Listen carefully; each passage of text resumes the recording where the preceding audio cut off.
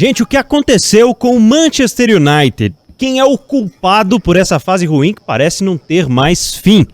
O Rotas da Bola vai responder hoje. O United ainda vai voltar a disputar títulos? Vem com a gente. Tudo sobre futebol internacional. Rotas da Bola. Fala aí, seja bem-vindo, seja bem-vinda. Tá começando o Rotas da Bola, o podcast de futebol internacional de O Tempo. Vamos falar sobre o Manchester United nesta semana. O United vive uma fase ruim, hein? Parece que não acaba mais. O time já tá há mais de uma década tentando voltar a ser aquele gigante que disputava nas cabeças no campeonato inglês, era recorrente finalista ou semifinalista que seja na Liga dos Campeões da Europa, mas vem colecionando vexames nos últimos anos e projetos esportivos que fracassaram. Você já sabe, eu sou o Pedro Abílio, nós também estamos em vídeo no YouTube de O Tempo e comigo, nosso editor O Tempo Esportes, Frederico Jota. Tudo bem, Fred? Tudo bem, Pedro. Pra gente tá tudo bem, mas pra um clube lá do norte da Inglaterra a coisa não tá tão boa assim não, Pedrão. Você que conhece bem a história, é uma das piores da instituição Manchester United, né? Uma das piores, talvez a pior se a gente for pensar no gigante mundial que se tornou o Manchester United. O United jogou a segunda divisão na década de 70. Pouco tempo depois de ter conquistado a Champions League, inclusive, então Copa dos Campeões, mas não era o fenômeno global que é hoje. Se não corre risco de rebaixamento, o futebol em campo, esse sim pode colocar na listinha dos piores, e o que é pior ainda, sendo redundante, não tem muita perspectiva. Aí é que tá o problema que a gente vai falar hoje também no Rotas. Para isso, a gente recebe um convidado super especial, Guilherme Brahim, jornalista aqui do nosso time de O Tempo, apresentador de O Tempo News com a Thalita Marinho. E o Guilherme Brahim é um dos companheiros aqui de redação de Lamúrias, viu, Fred Jota?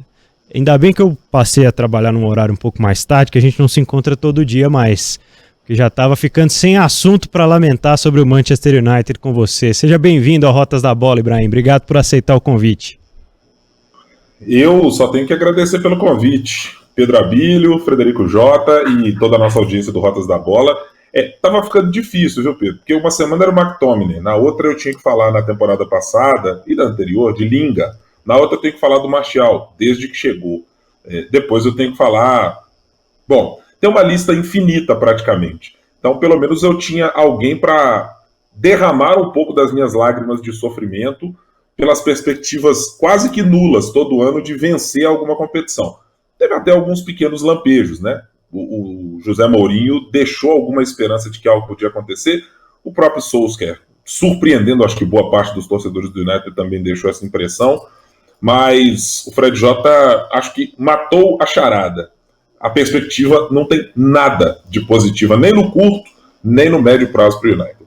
Bom, então acho que você, ouvinte e espectador do Rotas da Bola, já entendeu um pouco do contexto que a gente quer hoje discutir em relação ao Manchester United, que não é o buraco em si, mas como ele se enfiou e foi se afundando por esse poço e tá tão distante, né, de sair, pelo menos aparentemente, a olhos nus nesse momento. Então, Fred Jota, a gente tem que estabelecer aqui uma métrica, né? O Manchester United, ele virou um time de prateleiras abaixo, ele virou um time coadjuvante quando se fala de futebol europeu hoje, enquanto time de futebol, né? Total. É um time que ficou em último lugar na fase de grupos da Champions League, num grupo que tinha o Copenhagen e tinha o Galatasaray. Acho que isso aí dá para ter um desenho atual. Em nenhum momento competiu.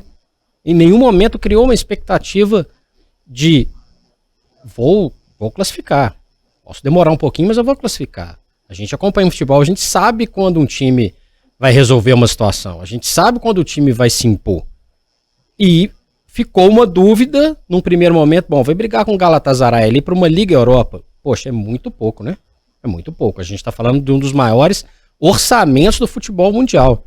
Se a gente pegar a lista aqui, enquanto o Ibrahim estava falando da lista de quem fez raiva nele, se a gente for pegar a lista de quem mandou o Faz-me Rir lá para o Old Trafford, é Chevrolet, é Aon e uma turma que o dinheiro não para e ainda assim uma incompetência incrível permite que aconteça uma situação como essa.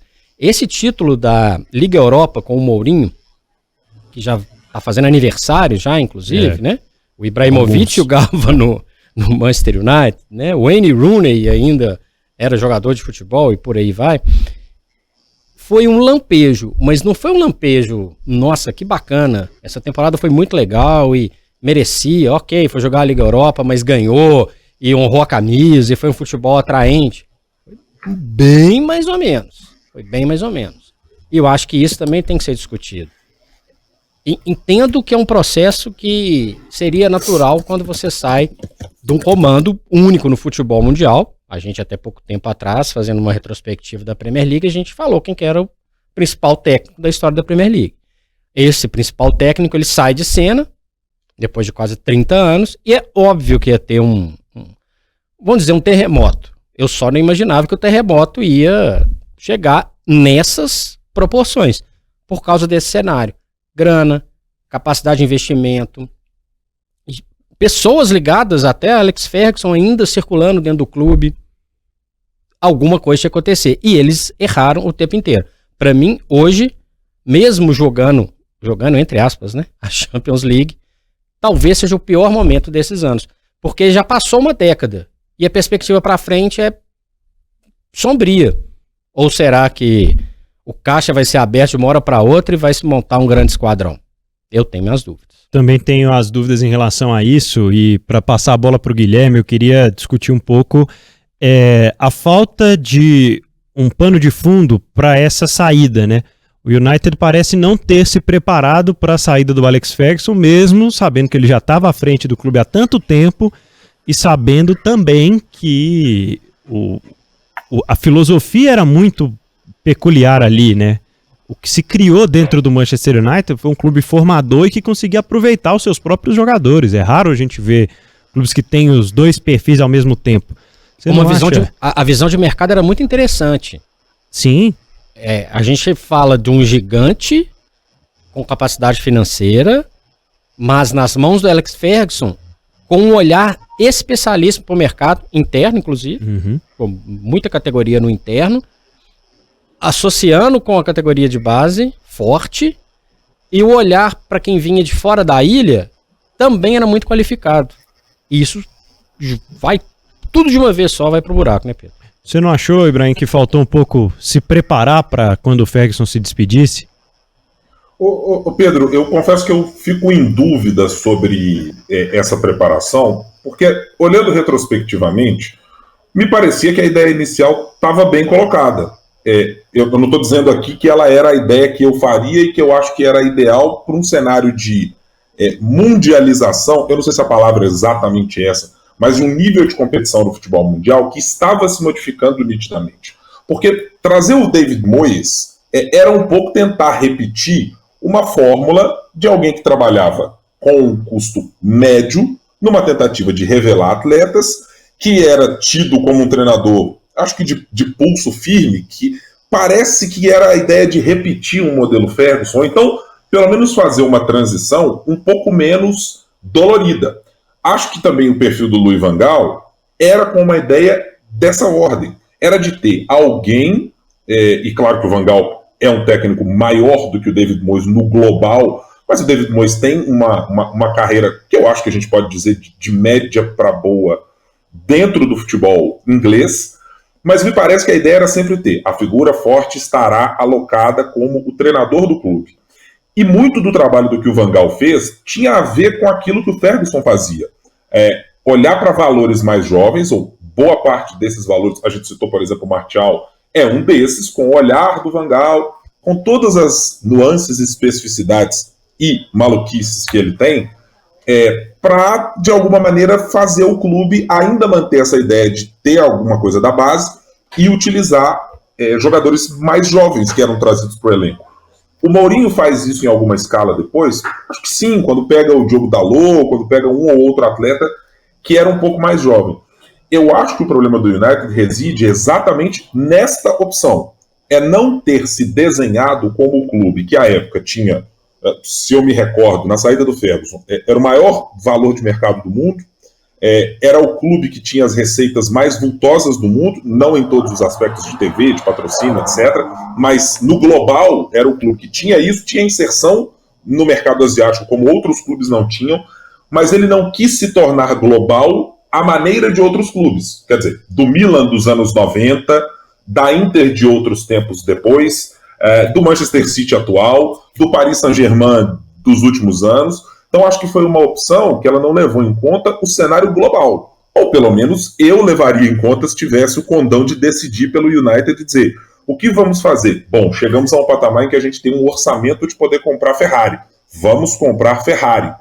O problema é que o United ainda se cercou naquele momento de tentar manter jogadores como Lingard, como Fletcher, com uma ideia de que essas revelações todas fossem capazes de lutar no mercado, que cada vez mais indicava que não seria exatamente aquele que permitia só que quem estava dentro da ilha, ou 80% fosse resolvido por eles. E para dar um exemplo, o Liverpool passou por essa dificuldade de tentar mudar a sua identidade, e eu me lembro que, dado momento, o time precisou contratar, eu lembro emblematicamente da contratação do Andy Carroll, que era aquele símbolo que você dizia, gente, mas estão contratando um inglês altão, cabeceador, meio grosso. Não, mas olha só, a gente tem uma história com aquele Dalglish, com um monte de gente aqui. E acho que a mudança de patamar, ou a retomada de um patamar anterior do Liverpool, se deu à medida que ele trouxe um Jürgen Klopp que sabe trabalhar com revelações, sabe trabalhar com atletas que não são do primeiro calibre, mas de um entendimento que o elenco não tem que ser majoritariamente formado por atletas ingleses. Precisa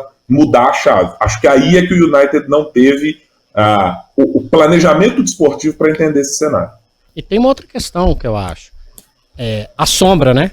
O Alex Ferguson, ele continua uma sombra, sentada lá atrás, a câmera focaliza o cara toda hora, o cara tem um poder interno enorme, e aí eu acho que tem um grande erro. O problema não era ser o David Moyes, o primeiro técnico pós-Ferguson. Para mim, indiferente. A questão é que o Ferguson já tinha dado sinais há algum tempo que ele não ia continuar, e era lógico. Aí numa temporada para outra tem a mudança. Poderia ter sido com a sombra do Ferguson, num cargo X, qualquer que seja o cargo, não teria nenhum tipo de problema que ele continuasse gerenciando, mas que fizesse isso num processo de 2, 3 anos com uma outra pessoa lá. Fosse o Moyes, fosse o Van Gaal, fosse o Mourinho. A mudança é muito abrupta. E quando o Ibrahim fala do Liverpool, a gente tem que lembrar, para quem está nos acompanhando, que especialmente na Inglaterra, a gente for pegar o cenário histórico, a gente está falando de um clube ou de clubes que tem como característica técnicos com uma permanência muito longa, com uma identificação muito grande, com uma construção de identidade, de estilo de jogo muito longa. Quando você pega lá, quais foram os técnicos do Manchester United? Você sabe que tem uma história enorme do Matt Busby, você sabe que vai ter uma história enorme do Alex Ferguson, lá no Liverpool vai ter uma história gigantesca de Shankly, de Bob Paisley, e por aí vai. E essa tradição também é quebrada. Também é quebrada. Só que lá atrás dava para os times reconstruírem com uma certa folga. Hoje, esse cenário novo, que o Ibrahim citou, não permite que você... peraí, vamos esperar aqui, que aí a gente vai fazer um novo processo. Hoje a história é outra, o mercado é outra. Você tem a Champions League, você tem a Premier League bilionária, você tem inúmeras situações que impedem de você fazer isso. Por isso, para mim, o erro está quase que na raiz. Esse processo tinha que ser feito em conjunto, com o Ferguson lá. O Ferguson está lá ainda, mas ele está em outra posição e agora é um pouco diferente. E perdeu tempo, né? O Manchester perdeu um timing de aproveitar isso da melhor forma e foi perdendo ao longo desse período o tempo certo desses treinadores todos, porque cada um tinha ali, a gente pode pegar alguma característica semelhante, mas todos eles tinham perfis muito diferentes. O United saiu de Moyes para Van Gaal, depois vem vamos testar aqui o Giggs, vamos ver o que acontece, vamos ver o que vai acontecer se a gente trouxer um outro cara de um perfil mais jovem. Não, agora a gente precisa de pulso firme, vamos tentar José Mourinho. Vamos para outro caminho, vamos deixar o Solskjaer, vamos voltar àquela ideia de uma identidade que já está enraizada aqui no clube. Mas aproveitou muito pouco do que esses caras tinham para oferecer enquanto filosofia. O trabalho não foi sendo construído, né? A cada mudança de treinador foi se quebrando realmente um trabalho para começar do zero. E aí mudava muitas vezes a escalação, o aproveitamento de jogadores, tanto que tem jogadores lá que a gente achava que nem estavam mais no United, de repente mudou o treinador, estão aí, ganhando oportunidade de novo. Vários jogadores. Ah não, para esse aqui o Martial não serve, vamos emprestar, vamos ver o que dá. Não, para esse aqui serve, ele tem que aproveitar, vai precisar aproveitar agora. Enfim, desses projetos todos, de todos os treinadores que a gente citou aqui, teve algum que merecia continuar, que foi demitido de forma injusta, que o projeto valeria o risco de se apostar em sequência de derrotas, como lá atrás apostaram no início do Ferguson, Ibrahim? Eu acho que o único que teria a capacidade... Aliás, eu vou pontuar 2 por aspectos diferentes. Eu acho que o que teria a capacidade de continuidade, porque, digamos, mataria no peito os problemas, evidentemente é o José Mourinho. Se a direção soubesse conviver com as críticas recorrentes a ele, ao elenco, a qualidade do futebol, a presença do Fellaini cabeceando, jogando centroavante em certos momentos, acho que é um treinador que poderia ter continuidade. Não seria a minha predileção, mas eu diria para você também que eu ficaria com uma pulga atrás da orelha para pensar em outros quando eu olhava para o mercado. Quer dizer, você tinha o Guardiola numa posição preenchida, o Bayern de Munique. Você tinha depois o Klopp ascendendo no Borussia e chegando ao Liverpool já com aquele olhar de, bom, vamos ver o que dá para fazer, ele tem uma proposta diferente, não tem muito a ver com o que o Liverpool gosta de fazer, não tem nada a ver com o Rafa Benítez, por exemplo, que tinha passado por lá. E acho que o Solskjaer pelo motivo diferente, que é aquele que contava com o apoio do torcedor, e esse torcedor que conviveu durante 25 anos com glórias, com conquistas repetidas, reiteradas, e de muita supremacia, que talvez tivesse um pouco mais de paciência se a ele fosse dado as condições que outros tiveram. Por exemplo, você olha para essa conversa sobre contratações, e a cada entrevista que eu vejo que tem uma menção de Solskjaer indicou Haaland para o United em um outro momento. Então, tipo, meu Deus do céu, por que é que ninguém pegou naquele momento? Então, eu acho que esses dois, por esse motivo. E eu vou colocar apenas um senão nessa história, Pedro e Fred, que é no caso do desempenho do José Mourinho. Eu me lembro, e a estatística aqui vai me fugir agora, é que o José Mourinho, por exemplo, teve, acho que na temporada 16-17, se eu não estiver enganado, o José Mourinho teve desempenho de campeão da Premier League em outros anos. A diferença é que a Premier League tinha mudado. O patamar da Premier League para se ganhar tinha se alterado.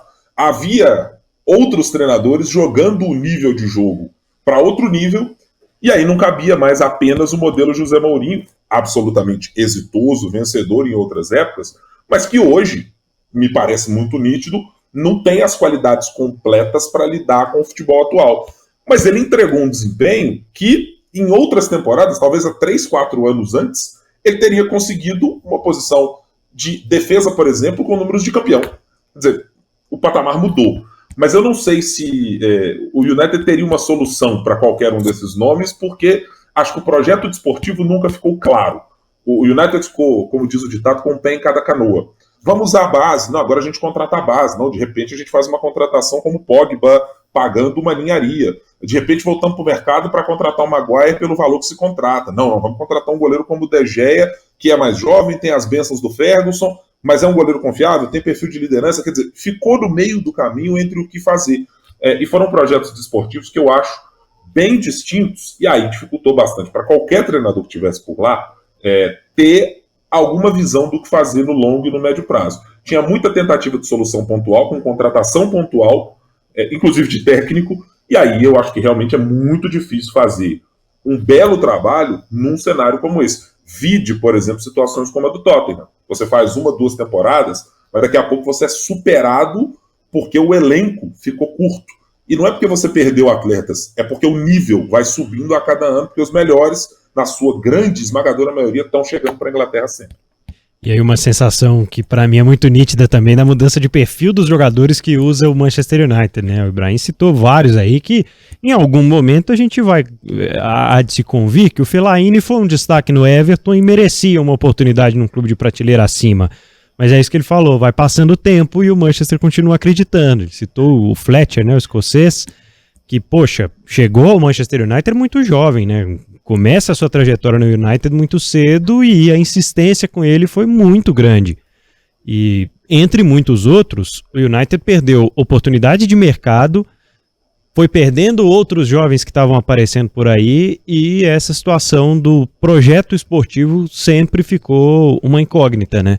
E talvez passe muito por isso, né? Muita gente fala sobre a direção, os protestos eles são totalmente direcionados e com razão, creio eu, aos administradores, aos Glazers, a quem de fato, né, assina o papel na hora de contratar, na hora de decidir quem vai comandar o futebol. Só que a reflexão é muito rasa em relação a todas as decisões que eles tomaram ao longo desse período todo. E aí o United coleciona projetos que fracassaram e foram começar do zero e que às vezes, como o Rangnick, por exemplo, não tinha nada a ver com o contexto. Tinha pouquíssimo a ver com o que o United realmente parecia precisar naquele momento. Né? Pedro, tudo isso como jorrando dinheiro, né? Jorrando dinheiro. E eu acho pensa só... no Rangnick, né? Que é isso, assim, se você vai construir o projeto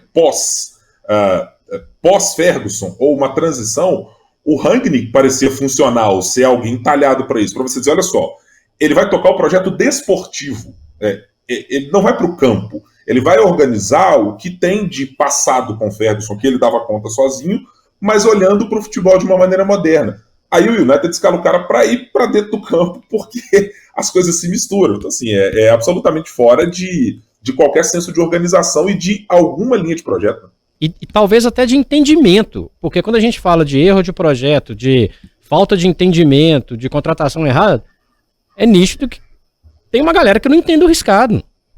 Porque é muito erro de uma maneira constante. E você pega uma máquina de fazer dinheiro, um clube que tem um estádio que tem 75 mil pessoas todo santo jogo, uma marca mundial, você tem dinheiro. Aí você faz o quê? Você entra na onda das contratações equivocadas.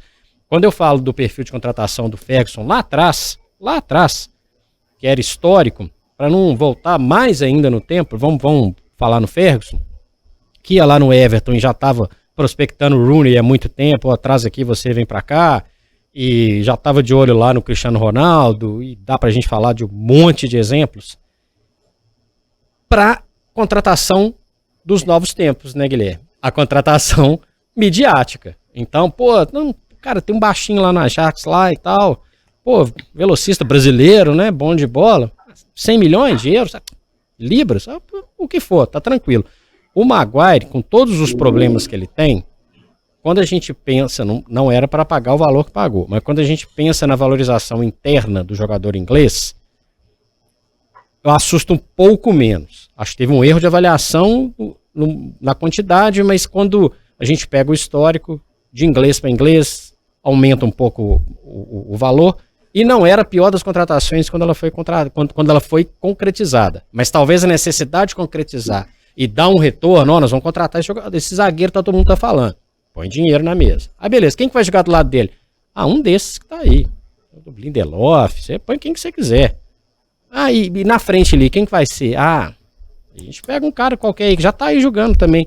É um quebra-cabeças em montagens completamente equivocadas. Tem uma grande contratação no período que para mim é do Bruno Fernandes. Que esse foi um olhar interessante, um olhar, era uma oportunidade, foi legal. Mas em algum momento o Bruno Fernandes também se mistura à mediocridade que está ao redor dele. E quando eu falo mediocridade, não estou falando da qualidade técnica dos jogadores. Eu não vou falar que o Eriksen é um perneta, que o Rashford não sabe jogar. O fato é que o Manchester United criou equipes desconexas. Contrata um e esquece do resto. Uma questão. O Bruno Fernandes foi contratado no meio de temporada. Sim, janeiro. O Bruno Fernandes sequer em janeiro, 30 de janeiro. Então, ok, eu vou admitir que o Bruno Fernandes estivesse no radar, mas até para você organizar um projeto. Então tínhamos o Bruno Fernandes como o esteio desse projeto. Ele é um jogador já com um grau de experiência no seu mercado interno, ele já chegou acho, pro United com 26 ou 27 anos. ou 25, eu não vou me recordar aqui exatamente, mas já chegou tarimbado de 25 anos à época. Então, ele era o esteio, mas ele era o esteio com que treinador? Foi com o mesmo que pensou-se o projeto? Ou não? É porque uma solução de mercado acontece. Eu não estou aqui fazendo puritanismo de dizer que isso não pode acontecer. Tem oportunidade de janela de meio de mercado, o jogador briga, está insatisfeito, quer mudar, o preço está mais baixo, vai chegar a 6 meses para o contrato acabar. Tem um monte dessas situações que evidentemente acontecem. Mas até hoje, acho que o grande jogador de quem se espera, junto com o Marcus Rashford, também foi contratado meio que nessa, vamos que vamos para ver o que vai sair daqui, né? Exatamente. A própria volta do Cristiano Ronaldo, por mais midiática, importante e identificada, ela também é atrapalhada por quem está por perto. Completamente atrapalhada. Não seria o Cristiano Ronaldo bola de ouro de 2008, mas também não aconteceria o que aconteceu. E o passivo é enorme. O Sancho era uma boa oportunidade? Ok, tava todo mundo querendo, né? Beleza. Pelo valor? Não sei. E o que eu vejo é que a necessidade de dar respostas, vamos contratar o Sancho. Beleza. O mercado não é trouxa. Então tá, você quer pagar? Tá aí, ó, paga aí. Como foi assim com o Maguire, como foi assim com vários outros, o Højlund mais recente. Ainda não dá pra falar se se flopou ou não, mas também é um valor excessivo pensando no pacote como um todo. Até quando você acha que isso vai se sustentar, Fred? Vai ter dinheiro para fazer essas loucuras? Olha, a máquina costuma ser cruel. Então o patrocinador que está lá injetando uma quantidade grande de dinheiro, a quantidade de sócio-torcedor, aquele movimento, você não destrói um clube do tamanho do Manchester United em pouco tempo. Isso demora um tempo maior. Mas o cara vai começar a olhar, não tá legal de eu botar essa grana ali. Então peraí, vai começar a reduzir. Aí você tem grandes jogadores no mercado, lembrando que a outra metade da cidade tem um projeto esportivo muito melhor estabelecido. Quero ir para Inglaterra, você pode jogar ali no vizinho azul ou no vizinho da cidade lá, que é vermelho também, que tem um projeto também muito melhor estabelecido, vai disputar título, vai estar num outro patamar. Para onde que eu vou? Isso aí funciona em qualquer lugar do mundo. Não adianta você gastar uma contratação, dar um tiro errado, se você não tem capacidade de gerir esse projeto. O jogador fala com o jogador também. Cara, eu tô querendo ir aí. Peraí, deixa eu te explicar. Eles vão trocar um técnico daqui a pouco, tem um monte de corneta aqui, o pessoal da direção parece que não entende muito do riscado. Esse assunto ele vai girando. A gente viu o exemplo não tão distante assim do Liverpool, que terminou campeonatos na Inglaterra em 7º lugar, com jogadores medianos. Demorou um tempo para reconstruir. Hoje um projeto de reconstrução não se reconstruiria tão rápido quanto o Liverpool se reconstruiu a partir de Jürgen Klopp. Eu acho que essa máquina, com a pressão da torcida, com o Glazers out e todo o movimento que cerca, vamos ver se encerra essa década com essa caixa tão fabulosa de dinheiro. Tenho muitas dúvidas, porque dos gigantes europeus é o que vive o pior espaço de projeção. A única chance da fonte não secar, Ibrahim, que a gente vê hoje é uma venda estratosférica que se ventila no mercado, né? E ser a tônica de um clube que também não tem mais o mesmo potencial de revelar atletas. É claro que ainda tem alguns bons valores que a gente tem a sensação de que num elenco minimamente organizado, com esteio, quer dizer, você diz, o que eu estou pensando quando eu digo um elenco minimamente organizado? As contratações que o Ferguson fazia eram às vezes contratações de completude. Você tem lá o Rio Ferdinand, por exemplo, ele está jogando, com Johnny Evans ou com outro atleta. Você vai buscar um Vidic, por exemplo, olhando para um cara mais jovem, que você vê uma deficiência no Ferdinand, olha, não é um zagueiro tão veloz, eu preciso de alguém assim. E você vai preenchendo lacunas no elenco. O caso do Manchester United é muito simbólico porque ele não tem mais essa percepção vindo da base, ainda que, repito, eu tenho muitas perspectivas positivas do Garnacho, acho que o Pelistri tem algo a ser desenvolvido, Kobbie Mainoo me parece que é um atleta com bom potencial. O Mejbri, eu estou no meio do caminho ainda entre o que pode ser e o que não pode ser, porque joga em tantas posições diferentes que eu acabo me perdendo do que ele pode fazer exatamente. Não sei se ele vai ser um meia armador por dentro, ele vai ser um winger, ele vai ser um auxiliar do Bruno, ele vai ser o quê? Mas está perdendo essa capacidade, e mais do que isso, a percepção do mercado sobre isso. Porque hoje a lógica que impera para o United é: quem vai vender para o United sabe que pode supervalorizar, e quem vai comprar do United sabe que pode jogar a pedida para baixo, porque o jogador não vai sair em alta, em quase hipótese alguma.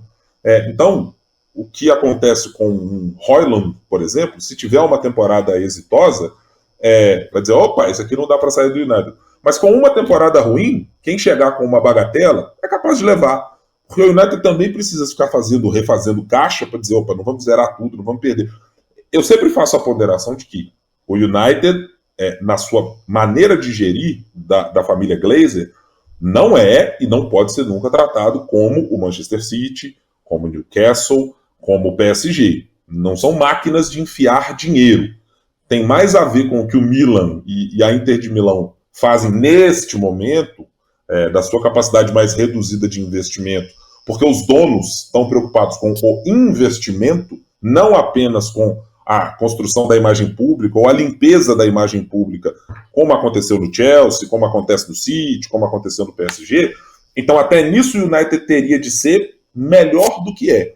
Mas eu acho, Pedro, claramente que o United não tem hoje uma perspectiva mínima de fazer uma venda vultosa. E eu estou dizendo nem de um atleta de base, mais ou menos, não tem mínima de fazer alguma venda. E precisa reformar um elenco que a todo ano faz uma contratação de peso. Sim, o Varane é um atleta de muita qualidade? Fisicamente não dá mais conta de ser o que foi em outros momentos. O Casemiro foi contratado para ser esse jogador e para um projeto de reconstrução, acho fenomenal. Ele pode ser esse jogador com muita tranquilidade. O Bruno está aí como um esteio, o Rashford também serve para ser isso, serve. Mas acho que as outras peças estão tão descalibradas que a necessidade de investimento, quando põe-se na balança com o gasto, eu acho que ela sempre vai ficar no déficit. Não há hipótese de um superávit acontecer quase que em nenhuma oportunidade, pelo menos no curto prazo para o United. É a lógica de mercado, né? Gasta muito, recebe pouco, e isso é meio que um escalonamento para baixo, né? É a cartilha do desastre. O Ibrahim falou de Inter e Milan, beleza. Só que o United recebe um valor colossal, muito maior do que os dois. Talvez os dois juntos não recebam o que o United recebe. É aquela, né, de contratar jogadores mais velhos, tentar dar essa resposta que você falou pro mercado e aproveitar eles muito pouco, né? Acho que o United também perde em termos de custo-benefício quando contrata jogadores muito mais próximos dos 30 e poucos anos, como esses que vocês citaram, e que poderiam ter sido contratados 5 anos antes. Por que não? Por que não apostou nisso temporadas antes? Porque não tinha todo o status que geraria nesse momento. E quando eu falo de ser atraente, imagina o jogador que está lá com potencial para mudar para a Premier League, ou dentro da própria Premier League subir um degrauzinho e jogar no Manchester United. Ele olha que o Evans está jogando. Imagina. E aí se ele é um lateral, ele já... Sabe? Eu vou ter que marcar esse cara aí. O clube tem que se posicionar. A imagem que está sendo passada. Exatamente. E aí passa também um recibo do tamanho do mundo. Olha, é isso aqui que eu tô oferecendo. Né? O Eriksen é ruim de bola? Jamais. Mas é isso aqui. Eu tô te oferecendo esse Eriksen agora. Não é o Eriksen do Tottenham.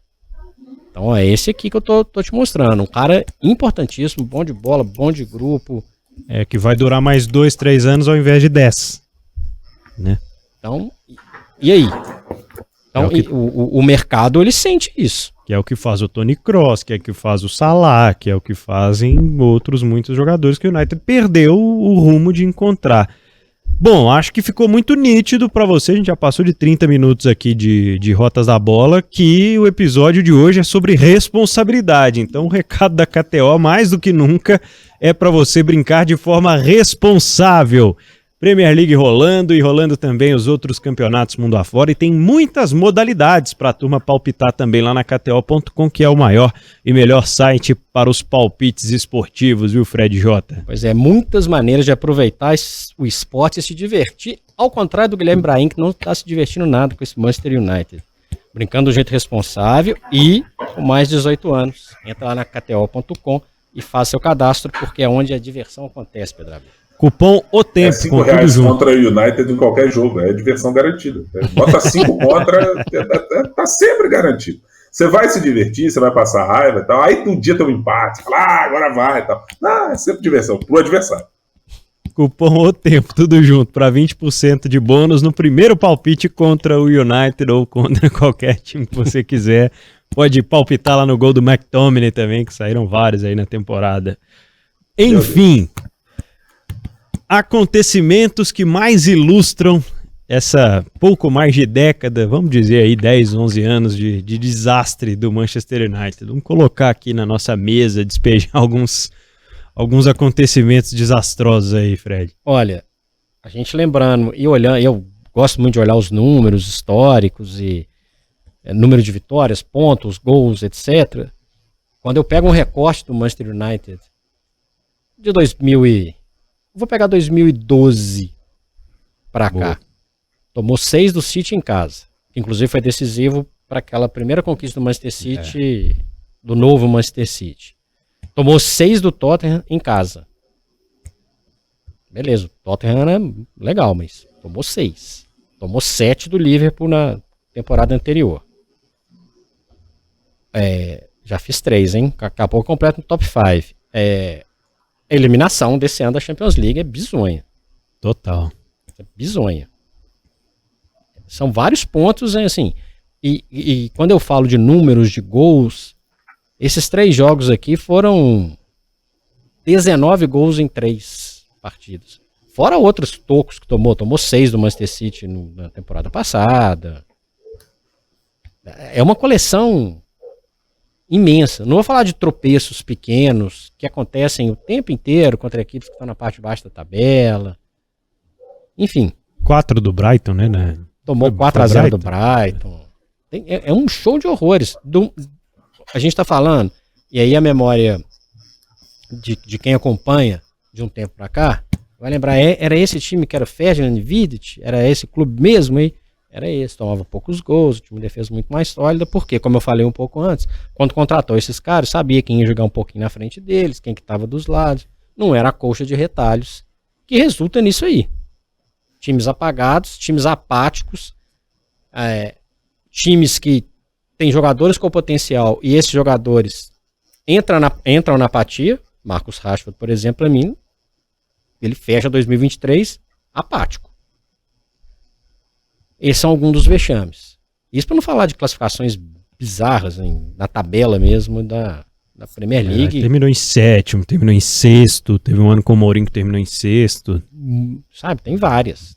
Me chama muita atenção a quantidade de gols sofridos. E, pensando na camisa que o Manchester United tem, chega numa decisão contra o Villarreal que me desculpe. Mas eu acho que ali é um cenário. Poxa, mas estava disputando uma final continental. Tava, da Liga Europa, o segundo escalão, ok.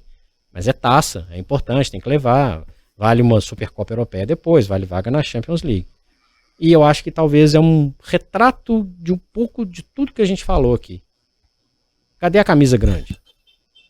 Apática, um quebra-cabeça de jogadores. Isso na final. Eliminação para o Sevilha na última Liga Europa também. Erros grotescos. É um show de horrores em pouco tempo. Eu falei que ia tentar o top 5 aqui, acho que foi o top 10 aqui, sem fazer Maravilha, força. você achou top 25 aí, né? E se você quiser colocar na conta de acontecimentos vexamosos, é o que a gente falou um pouco antes, dá para listar uma contratação de... São acontecimentos, né? Você contrata alguns jogadores com um preço incrível. Eu tenho 4 pontos aqui que eu separei agora, mas foi de cabeça. Eu acho simbólico a contratação do Maguire pelo valor que foi, de onde veio e o tamanho do que virou. concordando com o Fred de que ele de fato não era o maior dos problemas, mas é assim, no RB Leipzig, talvez eu encontrasse um zagueiro do mesmo calibre. No Red Bull Salzburg, que é a filial da filial, talvez eu encontrasse um zagueiro melhor. Talvez no Milan, um atleta da Inter ou do Milan, ou você encontrasse um zagueiro melhor, ou pelo menos do mesmo nível, acho, e sem a necessidade de usar aquilo para dar uma resposta de contratação de mercado interno. Então eu acho que ela é um símbolo um pouco da atrapalhada geral, quer dizer, eu não sei bem como lidar com os meus adversários contratando alguém, e aí eu tenho que fazer um negócio meio maluco. Vou fazer uma comparação aqui. É mais ou menos o caso e desportivamente foi diferente, mas é mais ou menos o caso do nosso futebol nacional aqui, quando tivemos lá, o Ronaldinho Gaúcho para no Atlético, o Júlio Batista tem que descer de carro forte no Cruzeiro, sabe? Um negócio meio, você tem que fazer algo para dar uma resposta. Na verdade foi o Diego Souza, a época que foi, não de carro forte, mas que foi a contratação tida para ser, não, olha só, já que o rival contratou, eu também preciso fazer um movimento de mercado para isso. Eu acho essa uma contratação meio simbólica disso. E acho que no mesmo patamar de simbolismo, eu vou juntar duas coisas aqui. Acho que a tentativa de como foi a volta e a saída do Pogba, porque a aposta em alguém que não tinha nenhum indicativo de ser uma liderança, mas que carregava a ideia de que, não, esse trabalhou com o Ferguson e a qualidade está ali, portanto, serve para ser o condutor desse meio campo, desse lugar emblemático para o torcedor do United, que vai dar para carregar. E acho que alguém que trabalhou com o Ferguson 1 minuto na base já tinha percebido que não dava para ser ele, com o Pogba, a base para sustentar uma equipe como essa. E eu acho ainda que tem um último componente, que é esse amor por ex-atletas, né? É a ideia de que o Giggs ou o Solskjaer, respeitando o trabalho honesto feito por ambos, o Solskjaer ainda melhor do que o Giggs, mas essa ideia de que simplesmente por... E também do Carrick, simplesmente por ser United, isso está resolvido. Pode acontecer em alguma proporção em mercados em que o grau de competitividade seja maior. No mercado da Premier League, na maior competição de futebol do mundo, não dá. É um devaneio de projeto esportivo e tinha todos os indicativos para ser isso mesmo, de ser claro que não dá para competir no mesmo nível simplesmente fazendo a ideia de let's be United. Ouvir o Roy Keane e o Gary Neville todo jogo e dizer, olha, é isso aqui que é ser United porque a Class of 92 tem que voltar para cá. Então, eu acho que essas três coisas, elas estão muito no grau do simbolismo para mim, mas elas mostram como não tem ideia desportiva clara, tem um abraço ao passado, mas usando a ideia quase de pegar os melhores momentos passando no TikTok, né? O negócio do passado que você enfia no futuro e acha que vai sair com um monte de visualização e que é o mesmo torcedor que estava acompanhando lá atrás, assistindo na TV Cultura United, que agora está no TikTok. As mídias mudaram, as plataformas mudaram, o entendimento mudou, e o United continua repetindo a mesma ideia. E acho que agora, até com o Ten Hag, você tem até uma decisão de, ok, é um treinador que trabalha com desenvolvimento. Mas a gente está pensando em desenvolvimento com atletas que já chegaram no patamar de idade, inclusive, do Lindelof, do Diogo Dalot, a desenvolver exatamente o que nesses atletas. O Johnny Evans, né, contratado para passear na temporada, recuperar, e agora vou trabalhar com um cara que gosta de desenvolvimento, intensidade. Eu acho que tem muitos símbolos aí dessa perda de tamanho, de prestígio do United do ponto de vista desportivo. Eu acho que isso começa lá na derrota de 2009 para o Barcelona. Eu acho que a apatia do Manchester United ela começa a ser um pouco mais aceitável a partir daquele momento em que você, em 2 ou 3 anos, perde 2 finais de Champions para o mesmo time, 2009 e 2011, né? E fica por isso mesmo. A sensação é de que não tinha a menor condição. Em 2009, ok, a gente tinha ali um jogo equilibrado, ia ter um jogo. Mas em 2011 não tinha a menor condição de acontecer um jogo naquela final e estava tudo bem para a maioria dos envolvidos no Manchester United. Tanto que no ano seguinte, num grupo com... Como é que chamava aquele time da Romênia? Otelu Galati. O United foi para a Liga Europa, foi eliminado na fase de grupos, com o Otelu Galati no grupo e o classificado foi o Basel da Suíça. Tudo bem, um Basel que não vai se repetir tão cedo, né? Do Shaqiri, do Xhaka, do Frey, goleiro, enfim. Mas que pataquada. Então já tinha alguns sinais. E até hoje a gente tá falando de Johnny Evans aqui. Não entra na minha cabeça. Eu acho que são vários os sintomas e os vexames, eles são bem marcantes para mostrar que aquelas decisões elas estavam muito erradas, elas precisavam mesmo ser criticadas e o clube simplesmente fechou os olhos. E para só colocar um outro ponto aqui, as críticas do Cristiano Ronaldo a Carrington, ao CT, né, e as instalações do clube, ele voltar e tudo bem, estava num momento de conflito, mas ele volta e fala que não está atendendo a estrutura interna de um clube do tamanho do Manchester United para um jogador do tamanho do Cristiano Ronaldo. Pô, o United devia ter condições de oferecer instalações, no mínimo, continentais para qualquer jogador do futebol mundial. E não tinha essa condição. É vídeo de goteira em Old Trafford rolando na internet que tá acontecendo. Acho que o Ibrahim resumiu muito bem quando ele falou dos melhores momentos do TikTok. Até porque até a comunicação do clube sempre foi criticada também por colegas jornalistas. Lembrando que essa final de 2011, você tocou num assunto interessante, porque você fala que o pessoal aceitou, o Ferguson fala até hoje, foi uma aula de futebol, etc e tal. Ali pode ter sido realmente o marco. Lembrando que essa temporada era 10-11, 11-12, tem um dos pontos que eu falei aqui, o 6-1 para o Manchester City dentro de Old Trafford, ainda com o Ferguson. Ainda com o Ferguson, que se a gente for voltar aqui, ó, usar o que o Guilherme Ibrahim usou muito, né, uma fita cassete, voltar na caneta, assim, a gente vai lembrar aqui que eu estava falando, né? Talvez nessas duas ocasiões o Ferguson não deveria estar de repente no banco de reserva. Ó, vai falar que isso é o quê? Que isso? Não, o cara podia estar em outro lugar, num outro processo, de uma maneira um pouco diferente. Dá para entender. Eu tenho que revelar isso pra audiência porque eu sou do tempo do telejogo, não exatamente da fita cassete. Para deixar claro, inclusive, isso aí. É importante, que os bons momentos de Champions League já estão em DVD, né?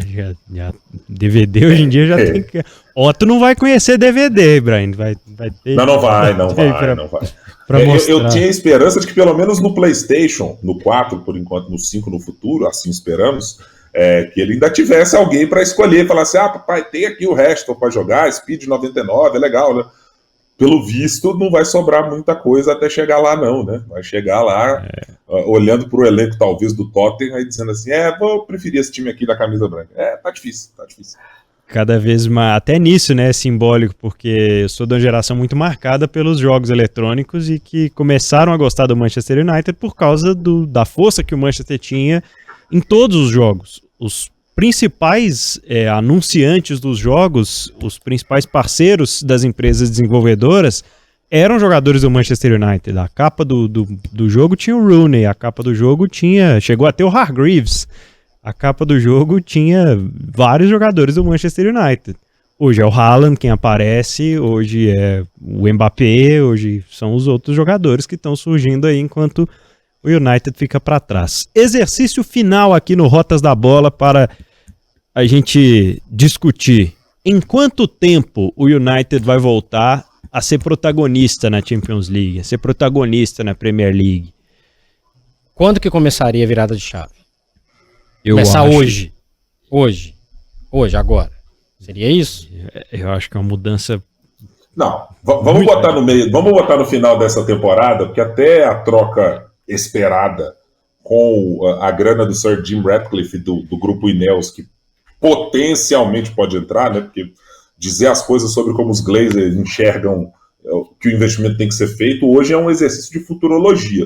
Daqui a pouco muda por completo e dizem assim, não, o investimento agora é só para trocar o zagueiro e o ataque é Martial e Højlund até os próximos 3 anos. Então, mas beleza. Vamos trabalhar. Junho de 2024. Chega alguma coisa. Junho de 2024. Vai. Eu tô com essa aí. Começando você otimista. Mexendo na estrutura, na gestão, no pensamento. 10 anos. Você tem algum nome em mente que poderia fazer esse trabalho? O Ten Hag daria conta? Não. O que ele mostrou até agora, não. Tem que ser um projeto muito mais estruturado. E assim, dá pra copiar, né, algumas coisas do Manchester City. O do Liverpool também, né? Pensando no protagonismo do Manchester City, o Manchester City ele vai para a primeira final de Champions League em 2021, certo? Se for fazer um recorte no tempo aí de 10 anos, com um tropeço no meio do caminho, ganhando títulos locais e tal, mas protagonista, esse cálculo que eu faço. Mas é uma estrutura de muitas pessoas pensando do mesmo jeito, um investimento estrutural, um investimento em categorias de base, como sempre é uma tradição do Manchester United. O olho para o mercado um pouco diferente. Vai ter tropeço no início de um projeto desse, mas 10 anos. Eu fecho com o Fred numa década, viu, Ibrahim? Eu vou para menos, hein? A depender do nome, eu vou para menos. E eu vou fazer aqui o exercício de apostar no nome que eu acho que tem condições de entendimento. E neste momento, compreensão do que é o futebol inglês e das potencialidades que você tem de tirar jogadores de perfil médio-baixo, médio, e ainda não do máximo perfil do que a Liga pode entregar, mas mais próximo disso. Eu acho que as dificuldades do United não são tão enormes assim para um projeto desportivo, não. Eu acho que a capacidade de investimento ela ainda é muito robusta e ela não vai se esvair muito rapidamente. Eu tenho a impressão de que o Unai Emery, para fazer uma construção inicial de projeto e ainda ter algum grau de competitividade, e eu estou dizendo, precisa respeitar o tamanho do projeto. Não dá para exigir do Unai Emery amanhã bater campeão ou brigar nas mesmas proporções que os demais. Mas eu acho que ele é um treinador com uma capacidade de versatilidade de sistemas, de modelo de jogo, de organização das coisas. E, repito, com a experiência e já um pouquinho talhado com Premier League, com outros campeonatos, que me parece reunir essas condições. Por que eu estou falando do Unai Emery? Porque eu não acredito que haja a possibilidade de trazer um Carlo Ancelotti. É impossível trazer um Guardiola ou um Klopp. Eu não acho que o Tuchel tenha também essa disposição para voltar e talvez tenha uma rejeição em função da passagem por Chelsea. Apesar de eu gostar e achar que ele tem boas credenciais de entender o que é o futebol inglês e de como usar atletas calibrando melhores posições. Acho, por exemplo, que ele foi o treinador que fez o último melhor desempenho do Neymar numa função que nenhum treinador tinha usado, como um armador, e foi muito exitoso, colocando o time na final de Champions League.